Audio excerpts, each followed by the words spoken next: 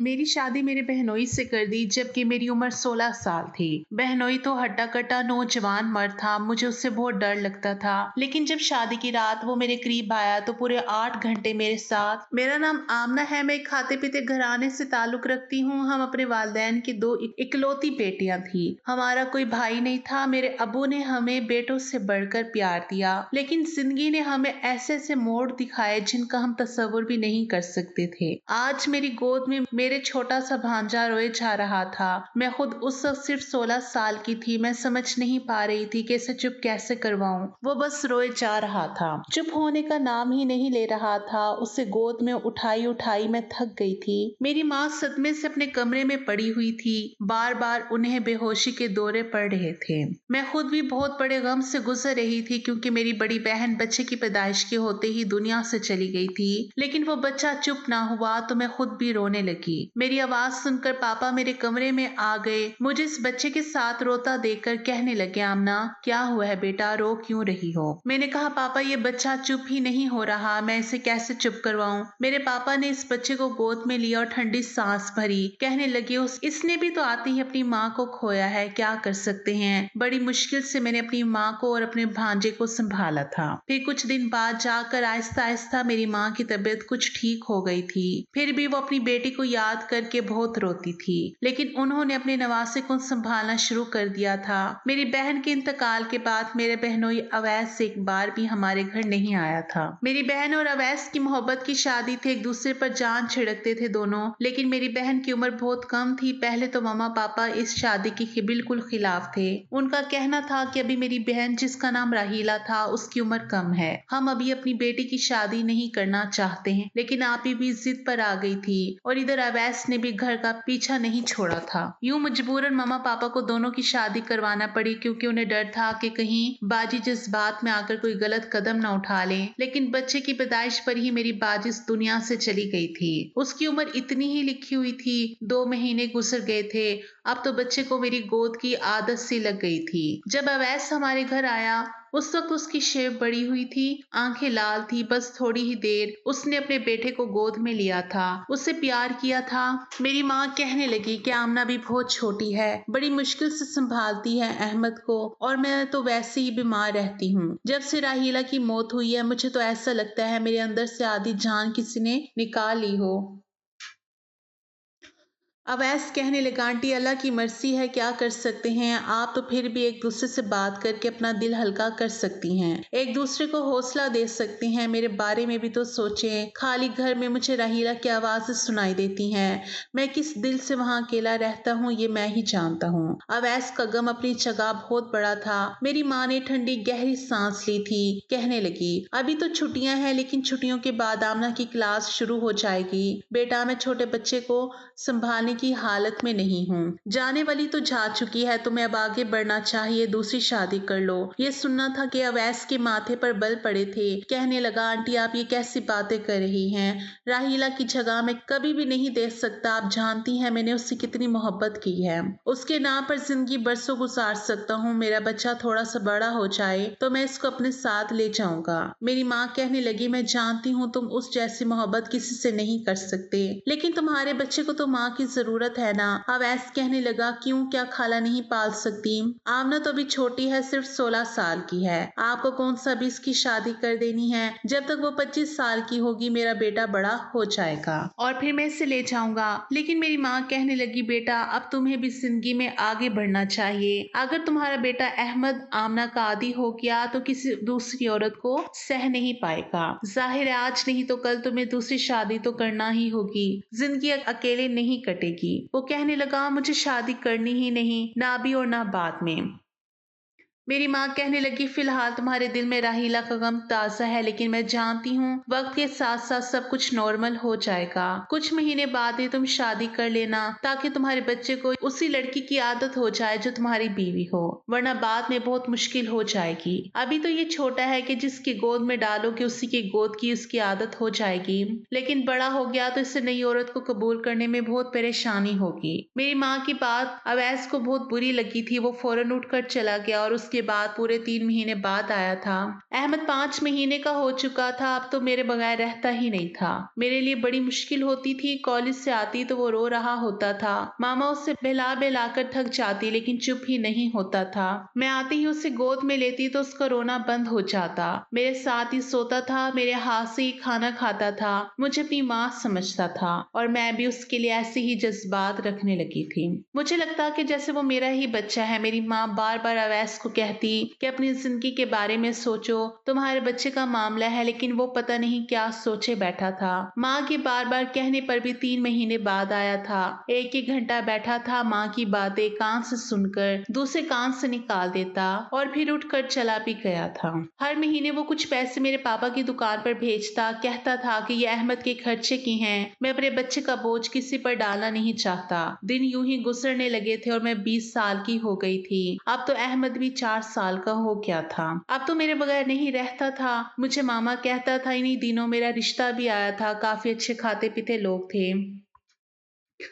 मेरी माँ ने अवैस को बुलाया, कहने लगी कि आमना का बहुत अच्छा रिश्ता आया है और हम चाहते हैं कि इसकी शादी कर दे। ये सुनकर वो कहने लगा, लेकिन मेरे बच्चे का क्या होगा? अहमद आपकी औलाद नहीं है, आपकी बेटी की आखिरी निशानी है। अपनी बेटी की खातिर मेरे बच्चे के साथ इतना बुरा मत करें, उससे इसकी माँ मत छीने। अहमद आमना को ही अपनी माँ समझता है और अभी कौन सा आपकी बेटी की उम्र गुजरी जा रही है। 2-3 साल और रुक जाएं, तब तक अहमद भी बड़ा हो जाएगा और बात को समझने लगेगा। आप देखना, मैं खुद ही इसकी शादी बहुत ही अच्छे घर में करवा दूंगा, लेकिन मेरे बेटे को इस काबिल होने दें कि मैं इसके साथ रह सकूं और वो बातों को समझने लगे।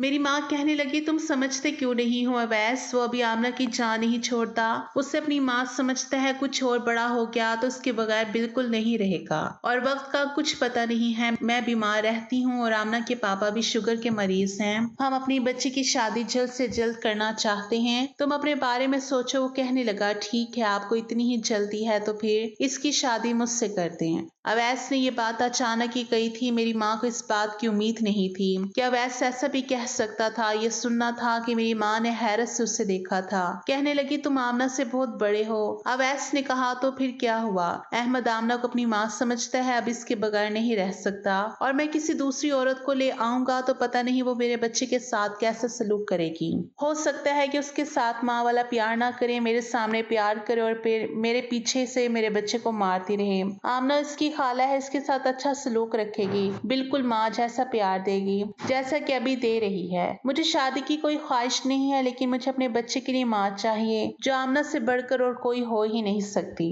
मेरी माँ कहने लगी, मैं तुम्हारे सिस्टर से बात करके देखूंगी। देखो, आमना मेरी एक ही बेटी है। अगर तुम उसे अपनाना चाहते हो तो पूरे दिल से अपनाना, सिर्फ अहमद की माँ की हैसियत से नहीं, अपनी बीवी की हैसियत से भी अपनाओ, ताकि मुझे शादी के बाद अपनी बेटी की तरफ से फिक्र ना रहे। ये बात सुनकर अवैस के माथे पर बल पड़े थे। अवैस अच्छे खाते पीते घराने से ताल्लुक रखता था, दिखने में भी खूबसूरत नौजवान था। उम्र 30 साल थी, कोई भी लड़की उसको देखकर अपना दिल उस पर हार सकती थी, लेकिन मेरे दिल में अवैस के लिए ऐसा कोई जज्बात नहीं थे। होते भी कैसे? मैंने तो उसे हमेशा अपने भाई की नजर से ही देखा था। उसके घर में किसी भी चीज की कोई कमी नहीं थी। जब ये बात मेरे पापा को पता चली तो कुछ सोच समझकर उन्होंने भी हाँ कर दी,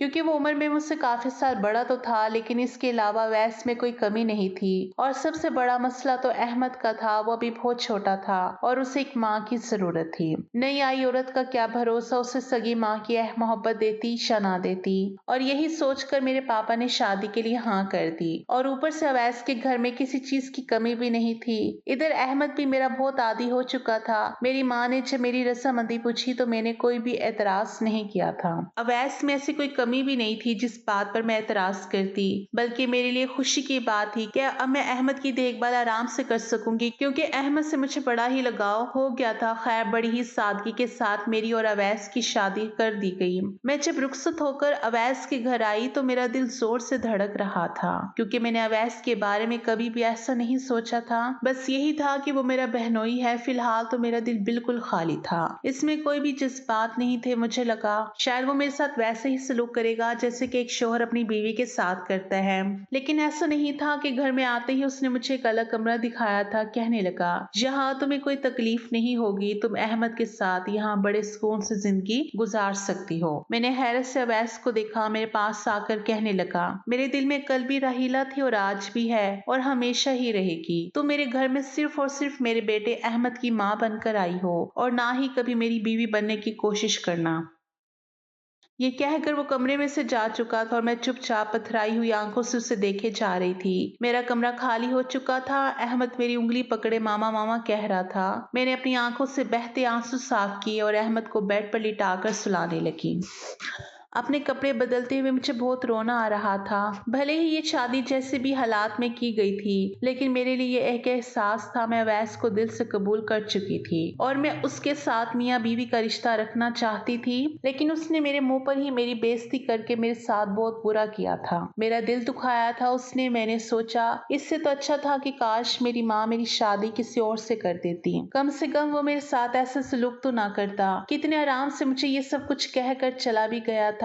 एक बार भी नहीं सोचा था कि मेरे दिल पर क्या गुजरेगी। मुझे अपनी बहन से नफरत नहीं थी, लेकिन मैं अपनी जिंदगी अच्छे से गुजारना चाहती थी। हर लड़की यही चाहती है कि उसका जीवन साथी सिर्फ और सिर्फ उससे मोहब्बत करे। पहले जब अवैस राहीला से मोहब्बत करता था तो मुझे इस बात की खुशी होती थी कि मेरी बहन कितनी खुशकिस्मत है, उसे इतना प्यार करने वाला शौहर मिला है। लेकिन अब यही बात मुझे चुभने लगी थी। वो मेरे सामने ही राहीला के प्यार की आहें भर रहा था। वो जा चुकी थी, लेकिन अब मैं उसकी जिंदगी में आ गई थी। उसका फर्ज बनता था कि वो मुझे मेरे हिस्से की खुशियां देता, मुझे मेरे हिस्से का प्यार देता, लेकिन उसने ऐसा नहीं किया था। सुबह मैं उठी तो बिल्कुल चुपचाप थी और मैंने नाश्ता टेबल पर रख दिया था। अवैस ने चुपचाप नाश्ता किया। उसने एक नजर उठाकर मेरी तरफ नहीं देखा था। मैं उस पत्थर दिल आदमी को देखकर अपने दिल ही दिल में आंसू बहाती रही। खूबसूरती में राहीला से कहीं बढ़कर थी। खूबसूरत तो वो भी थी, लेकिन मैं उससे कहीं ज्यादा खूबसूरत थी। लेकिन अवैस ने मेरी तरफ नजर उठाकर भी नहीं देखा था।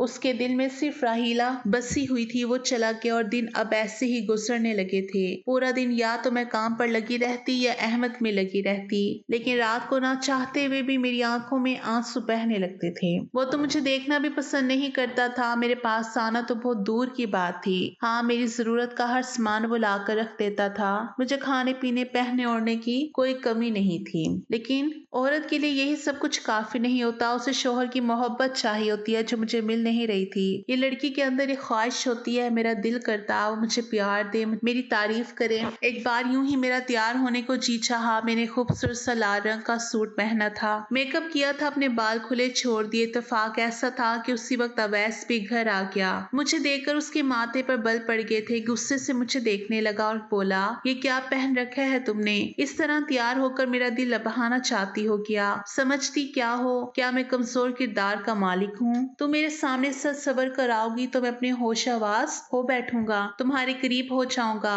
शर्म नहीं आती ऐसे हथकंडे इस्तेमाल करते हुए? उसकी बातें सुनकर मुझे अपने आप उसके सामने बहुत छोटा लगने लगा था। मुझे अपनी बहुत ही बेइज्जती महसूस हुई थी। मेरी आंखों में आंसू आ गए थे। मैं तो बस यूं ही तैयार हुई थी। मुझे नहीं पता था वो ऑफिस से जल्दी घर आ जाएगा और इस तरह मुझे जलील कर देगा। मैं कमरे में जाकर फूट फूट कर रोने लगी। अहमद मेरे पास ही मौजूद था। मुझे रोता देखकर मेरे पास आया, मेरी आंखों से आंसू साफ करने लगा। मामा, क्या हुआ है आपको? क्यों रो रही है? आपको पापा ने डांटा है? मैं तो आपका प्यारा बेटा हूं ना। छोड़े पापा को, मैं आपको भी माथे पर प्यार करता हूँ, आप ठीक हो जाओगी। जिस तरह मैं उसे बहलाया करती थी वो भी मुझे बहला रहा था। उसने मेरे माथे पर प्यार किया तो मैंने अपने आंसू साफ किए। रोते हुए मैंने अपना सारा मेकअप बिगाड़ दिया था। मेरी लिपस्टिक पूरे मुंह पर फैल चुकी थी, बाल बिखरे हुए थे और काजल भी गालों तक आ रहा था। मेरे दिल में उस वक्त अहमद के लिए जरा भी कोई एहसास नहीं था, बल्कि मुझे उस पर गुस्सा आ रहा था। ना जाने क्यों मुझे एकदम से ये महसूस होने लगा कि अगर मेरी जिंदगी में ये ना होता तो शायद आज मेरे साथ ये सब कुछ ना हुआ होता। अहमद की वजह से ही मेरी शादी अवैस के साथ हुई थी, जो कि मैं बिल्कुल नहीं चाहती थी। अहमद ने मेरा ऐसा हुरिया देखा तो अपने छोटे हाथों से मेरा चेहरा साफ करने लगा। कहने लगा, मम्मा आप तो प्यारी सी भूतनी बन गई हैं, मैं भी आपका चेहरा साफ करता हूँ, वरना पापा डर जाएंगे और आपसे फिर लड़ेंगे। उसकी बात सुनकर मेरे चेहरे पर मुस्कुराहट फैल गई थी। वो तो मासूम सा बच्चा था, लेकिन उस दिन के बाद से दोबारा मैं कभी तैयार नहीं हुई थी। मैं तो बड़े ही शरारती टाइप की लड़की हुआ करती थी। बहुत दिल चाहता था कि बोलूं, हंसूं, खेलूं, तैयार हूं, मेकअप करूं और खूब रंग बिरंग के कपड़े पहनूं। लेकिन उस दिन के बाद से दोबारा मेरा दिल ये सब करने को नहीं चाहा था। मैं 25 साल की हो चुकी थी, मेरी सालगिरह थी और पता नहीं उस दिन मेरे दिल में क्या आई कि मैंने अपनी पसंद का जोड़ा पहना था। बाल भी खुले छोड़ दिए। अभी अवैस के आने का वक्त था। हल्का फुल्का मेकअप भी मैंने अपने चेहरे पर कर लिया था। अहमद मेरे पास ही मौजूद था। अब तो उसके स्कूल जाने की भी उम्र हो चुकी थी। कभी जब मैं बहुत ज्यादा बेचैन होती तो मेरे दिल में अहमद के लिए गुस्सा आने लगता था, लेकिन अगले ही पल में अपनी इस एहसास को झटक दिया करती थी, ये तो मेरा भांजा है, मुझे मम्मा मम्मा कहता है। मैं बिल्कुल अपनी औलाद की तरह इसको मोहब्बत करती थी। इसकी बाकी सजा मैं इसको क्यों दूं। उस दिन मैं तैयार बैठी थी जब अहमद ने मोबाइल में मेरी तस्वीर बनाकर अवैस के नंबर पर भेज दी। मैं इन सब बातों से बिल्कुल अनजान थी। बहुत वक्त के बाद मेरा कौरमा खाने का दिल कर रहा था। मैं उठकर किचन में चली गई और कौरमा बनाने लगी। हम दोनों माँ बेटा बैठकर अभी खाना खा ही रहे थे कि तभी गुस्से से अवैस घर में दाखिल हुआ था। मुझे इतना तैयार देखकर अगले ही पल अपना मोबाइल मेरे सामने रख दिया। कहने लगा, ये सब कुछ क्यों किया है, तुम्हें शर्म नहीं आती? मैं वहाँ मीटिंग में बिजी हूँ और तुम मुझे बार बार अपनी तस्वीर भेज रही हो। मैंने कितनी बार तुम्हें समझाया है कि मेरे सामने इस तरह की हरकतें मत किया करो। तुम्हारी मेरी नजर में कोई भी अहमियत नहीं है। तुम सिर्फ और सिर्फ मेरे बच्चे की माँ हो। मैं तो बस हक्का बक्का उसका चेहरा देखती रही, क्योंकि मुझे तो कुछ पता ही नहीं था। मेरे हाथों में सुर्ख रंग की कांच की चूड़ियां थी जो मैंने बड़े ही दिल से अपने ड्रेस के साथ मैचिंग करके पहनी थी। अगले ही पल उसने मेरा हाथ टेबल पर मारा था। जोर से टेबल पर हाथ लगने से चूड़ियां टूटकर इधर उधर बिखर गई थी। अहमद तो डर कर पीछे छुप गया था। कांच मेरी कलाइयों में चुप चुका था और मैं बस सिसकारी भरकर रह गई थी। मुझे तो पता ही नहीं चला कि कौन सी तस्वीर अवैस के नंबर पर भेजी गई थी। वो तो अहमद था जो अपनी नादानी में मेरी तस्वीर अपने पापा के नंबर पर सेंड कर दी थी। अवैस के गुस्से का निशाना मैं बनी थी। शायद तैयार होना, अपनी मन मर्जी के कपड़े पहनना, अपनी पसंद का खाना खाना, सब कुछ मुझ पर हराम हो चुका था।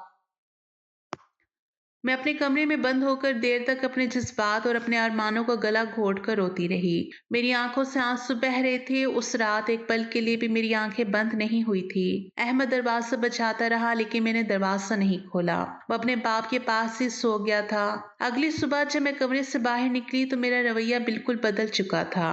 अवैस मुझे पलट कर देख रहा था। उसे लगा शायद मैं कुछ बोलूंगी, कोई शिकायत करूंगी या अहमद के साथ बुरा सलूक करूंगी, ताकि उसे मुझे डांटने का फिर से मौका मिल जाए। लेकिन मैं एकदम से चुप थी। दिमाग में सिर्फ यही बात थी कि मैं सिर्फ और सिर्फ अहमद की माँ हूँ और मेरा यहाँ कोई दूसरा काम नहीं है। मेरा काम यहाँ सिर्फ अहमद का ख्याल रखना और अपने शोहर की जरूरतों का पूरा करना था। मैंने अपना मन तो कब कब मार लिया था। सारी मोहब्बत, सारे जज्बात, सारे ख्वाब जो मेरी उम्र की लड़कियां देखती हैं, मैंने देखना छोड़ दिए थे। बड़े प्यार से मैंने अहमद को नाश्ता करवाया था। उसके बाद उसे स्कूल छोड़ा।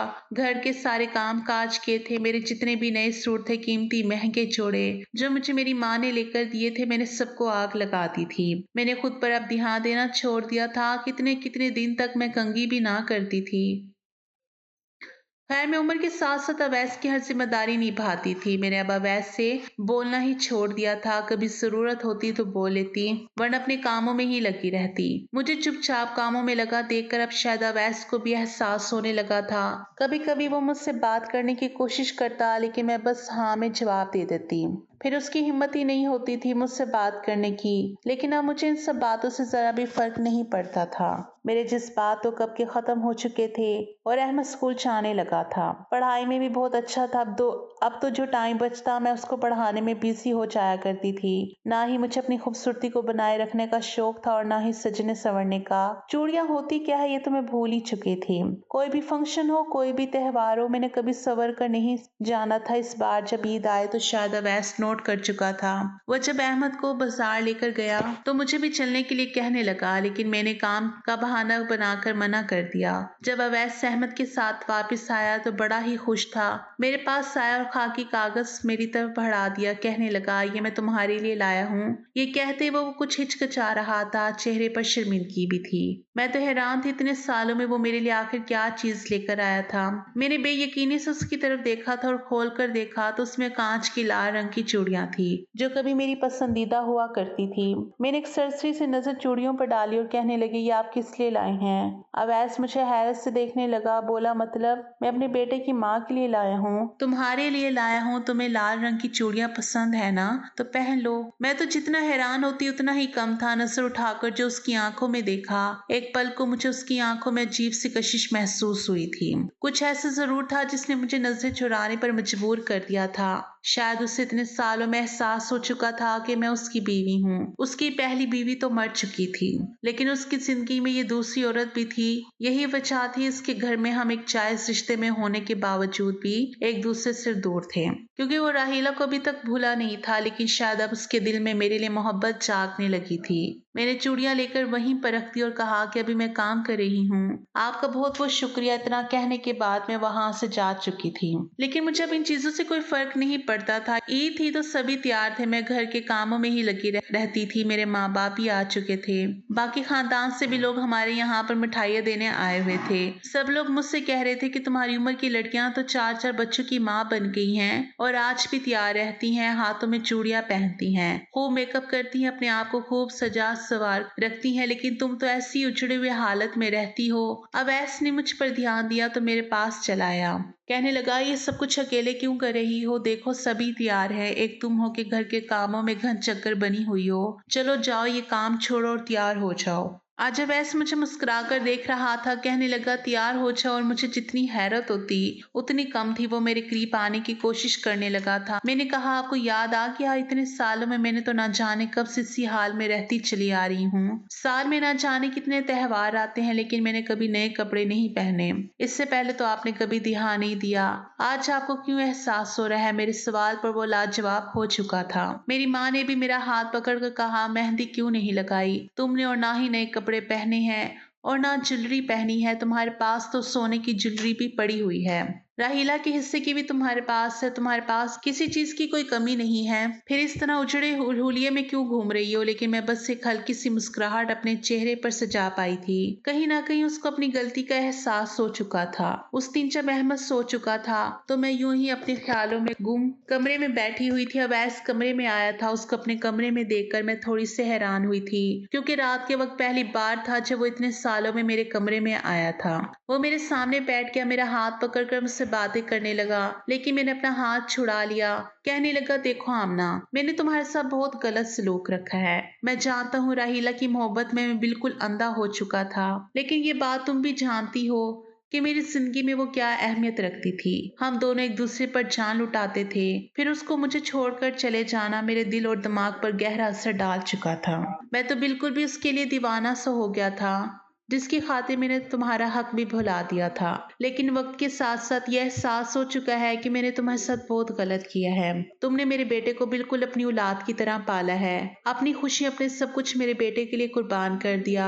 छोटी सी उम्र में ही तुमने उसे माँ का प्यार दिया है। और फिर जब यहाँ आई तो जाहिर सी बात है, मैं तुम्हारा शोहर था तो मुझे शोहर जैसा तो नहीं, हाँ दोस्त रखने की तो हकदार थी। लेकिन उसके बावजूद मैंने तुम्हारे साथ सख्ती रखी। मेरी कलाई पर अभी भी उन टूटी हुई चूड़ियों के निशान मौजूद थे। वो मेरे निशानों को अपनी उंगलियों से छूकर कहने लगा कि मैं तुम्हारे साथ रिश्ता आगे बढ़ाना चाहता हूँ। मैंने राहीला के साथ भी ऐसा वक्त नहीं गुजारा था जितना वक्त मैंने तुम्हारे साथ गुजारा है। मेरे दिल में तुम्हारे लिए बहुत प्यार है। कहीं ना कहीं मैं तुमसे मोहब्बत करने लगा हूँ। तुम्हारे साथ जिंदगी की नई शुरुआत करना चाहता हूँ। ये कहते कहते अवैस की आंखों में खुमारी बनने लगी थी। उसने अपने साथ लाई लाल रंग की चूड़ियां भी मेरे हाथों में पहना दी। धीरे धीरे वो मेरे करीब आने लगा था। मैं उसकी बातों का मतलब समझ रही थी, लेकिन मैं वहां से उठकर खड़ी हो गई। मेरे दिल में ये सारे अरमान तो खत्म हो चुके थे। मैंने पलटकर उससे देखा और बोली कि मैं सिर्फ और सिर्फ आपके बच्चे की माँ हूँ। इससे ज्यादा मेरा और आपका कोई रिश्ता नहीं है। मेरे अंदर भी जज्बात है। कभी मैं भी यही दुआएं करती थी कि आप मेरे साथ एक अच्छे शोहर बनकर रहें, मुझे मेरे हिस्से का हक, मेरे हिस्से का प्यार दें। मैं भी कभी आपकी बाहों में समाने के लिए तड़पा करती थी, लेकिन अब मेरे ये सारे जज्बात मर चुके हैं, क्योंकि मेरे साथ प्यार से बात करना तो दूर की बात, आपने कभी मुझे निगाह उठाकर भी नहीं देखा था। मेरा कितना दिल मचलता था आपके लिए, आप मेरे लिए तोहफा लेकर आए। मैं जब तैयार हूँ तो आप मेरी तारीफ करें, मुझे बाहर घुमाने ले जाएं, मेरा ख्याल रखें, मुझे बुखार हो तो आप मोहब्बत से मेरे लिए दो लफ्ज बोल दें। मेरे हर मुश्किल वक्त में आप मेरे साथ खड़े रहें, लेकिन आपने ऐसा कुछ नहीं कहा। उल्टा हर वक्त मुझे जलील किया।